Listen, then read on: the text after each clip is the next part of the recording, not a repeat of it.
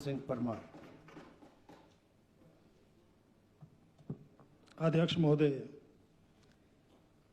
जो बजट माननीय मुख्यमंत्री जी ने इस सदन में प्रस्तुत किया, उसके संदर्भ में मैं यहां पर बोलने के लिए खड़ा हूं। बात कहां से शुरू करें,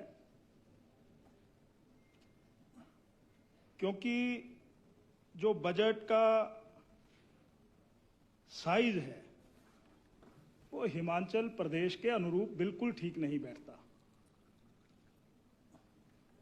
यानी 58,514 करोड़ रुपए का बजट,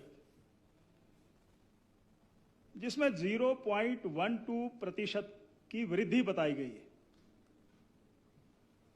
और लगभग 71 करोड़ गत वर्ष की तुलना में बढ़े हैं।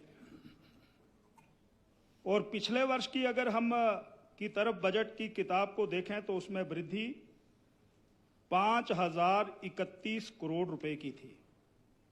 मैं देखता हूं माननीय अध्यक्ष महोदय, इस तरफ से जितने भी हमारे साथी खड़े होते हैं वो जिम्मेवार जो हैं वो 2017 और 22 के बीच में रहने वाली सरकार को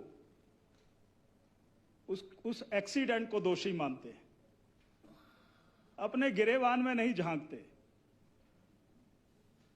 सबसे पहले मैं ये अभी भी माननीय सदस्य कह रहे थे कि हमारा जो आरडीजी का शेयर कम हो गया, राग आलापते रहते हैं।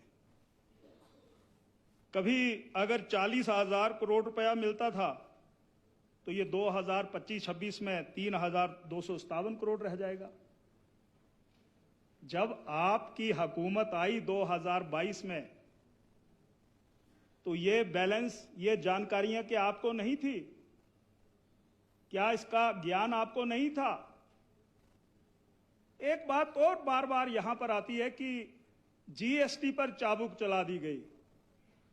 पूरे देश के वित्त मंत्री, मुख्यमंत्री 2017 में हस्ताक्षर हुए, फैसला लिया गया कि ये ग्रांट जो है, कंपनसेशन ग्रांट हर वर्ष कम हो जाएगी, टेम्पर डाउन हो जाएगी और जून जुलाई 2022 में ये समाप्त हो जाएगी। ये हिमाचल प्रदेश के लिए नहीं है, पूरे देश के लिए। और पूरे देश का हिमाचल प्रदेश भी एक हिस्सा है। और यहां पर क्या कहा जा रहा है कि संजय अवस्थी जी, आप हमारे साथी हैं, क्या कह रहे हैं कि ये जो लोन है ये विरासत में मिला। मैंने आज तक बजट बुक में 20 सालों में मैं भी इस माननीय सदन का कभी भी निवर्तमान मुख्यमंत्रियों का या सरकारों का हवाला नहीं होता, कहीं प्रसंग आता है, पर हर पहरे पर यह प्रसंग आ जाए। ये 1993-92 में जो 9वां वित्त आयोग था, उसमें गलत आंकड़े उस समय की सरकार ने प्रस्तुत किए थे माननीय अध्यक्ष महोदय। और ये लोन लेने की जो प्रथा है, 1993 से पहले श्री शांता कुमार जी थे, लोन लगभग नाम मात्र था, गलत आंकड़े पेश किए गए। तो मैं माननीय, अभी तो हमारे उप मुख्यमंत्री जी यहां पर बैठे हैं, मैं आपसे आग्रह करना चाहता हूं, आप पिछला सारा रिकॉर्ड निकालिए और उसमें इसका जिक्र होना चाहिए था।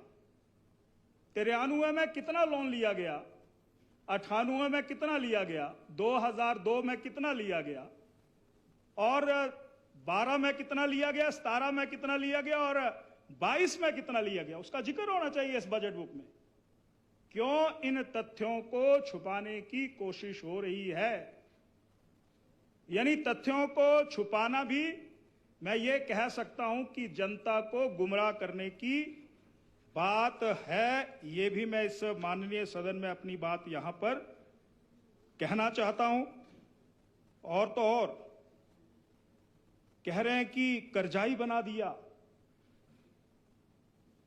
आपने 2 सालों में 26,912 करोड़ ले लिए, 2 सालों में।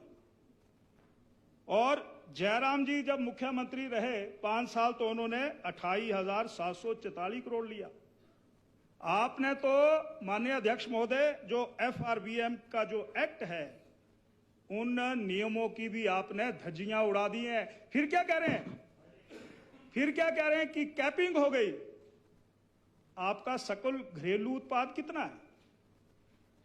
यानी सरकार है और वहां से अधिकारी आपको आंकड़े दे देते हैं, तो जानकारियां हमारे पास भी हैं।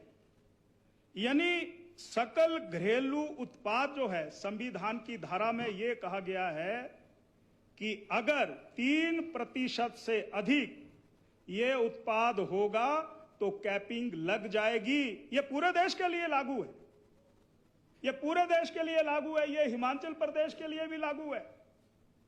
इसलिए इस प्रकार की बातों का जिक्र यहां पर करना, और फिर क्या कहते हैं कि हमने OPS दे दिया, आपको बधाई हो। पर बंद किसने करवाया था? सबसे पहले हस्ताक्षर किसने किए थे? 2003 में। अब क्या कह रहे हैं कि न्यू पेंशन स्कीम का लगभग 9,500 करोड़ भारत सरकार के पास है, चलो इकट्ठे चलते हैं। अरे भाई, वो पैसा कर्मचारियों का है, जब जैसे जैसे सेवानिवृत्त होते चलेंगे वो पैसा उनको मिलता जाएगा। भारत सरकार ये पैसा किसी भी सूरत में, मुझे ऐसा लगता है कि आपको पेंशन और देनदारियों के लिए किसी सूरत में नहीं देगी। ये फिजिकल मैनेजमेंट जो है ये आपको अपने स्तर पर करना पड़ेगा। ये भी मैं यहां पर कहना चाहता हूं माननीय उपाध्यक्ष महोदय। अध्यक्ष महोदय सुनिए, अध्यक्ष महोदय, केंद्र सहायता करता है, इसमें कहीं जिक्र ही नहीं है। उपाध्यक्ष को बुला लेते हैं। अध्यक्ष महोदय, क्षमा करना अगर ये उच्चारण हुआ तो। अध्यक्ष महोदय, मैं ये कहना चाहता हूं कि जो सेंटर स्पेशल असिस्टेंस है, ग्रांट है, वो भी हिमाचल प्रदेश को मिल रही है। उसका जिक्र तो कर देते बीच में कहीं ना कहीं।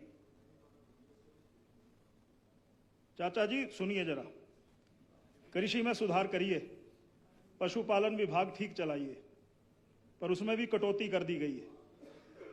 2000 माननीय अध्यक्ष महोदय, 2022 और 23 में 1,515 करोड़ मिले, 2023-24 में 1,357 करोड़ मिले, 457 करोड़ मिले। ये लगभग 3,329 करोड़ जो केंद्र स्पेशल असिस्टेंस ग्रांट है, ये भारत सरकार की ओर से हिमाचल प्रदेश को मिला। इसका जिक्र भी यहां पर कर देते। और जो आज मुख्यमंत्री कह रहे हैं कि हम कांगड़ा एयरपोर्ट की एक्सपेंशन कर रहे हैं, उसमें इसका भी समावेश है, इसका भी समावेश है माननीय अध्यक्ष महोदय। ये जो एक्सपेंशन हो रहा है, और भूल जाते हैं, जिक्र करते हैं। अगर हम पठानकोट मंडी की बात कर रहे हैं, 10,067 करोड़ रुपया खर्च NHAI खर्च कर रही है, उसका कहीं हवाला नहीं है। मटोर शिमला 10,512 करोड़ खर्च हो रहा है, उसका कोई हवाला नहीं है। कीरतपुर मंडी 13,784 करोड़, उसका हवाला नहीं है। पिंजौर बंदी हैं जी, तो क्या ये जो पठानकोट मंडी है ये हिमाचल में नहीं है? परवाणु, सोलन, कैथली घाट 7,632 करोड़ खर्च हो रहा है।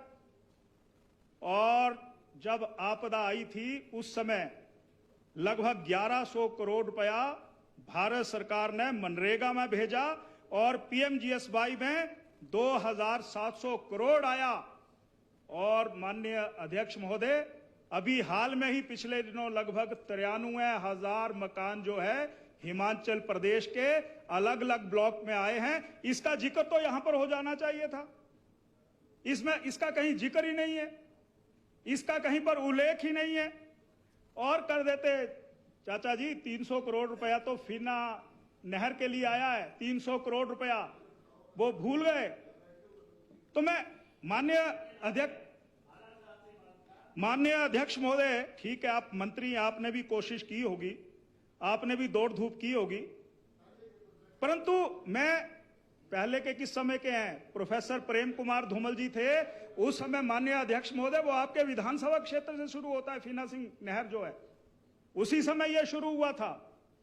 10 साल तक आपकी भी सरकार रही। तो मैं ये कहना चाहता हूं कि आज जिन योजनाओं का जिक्र यहां पर होना चाहिए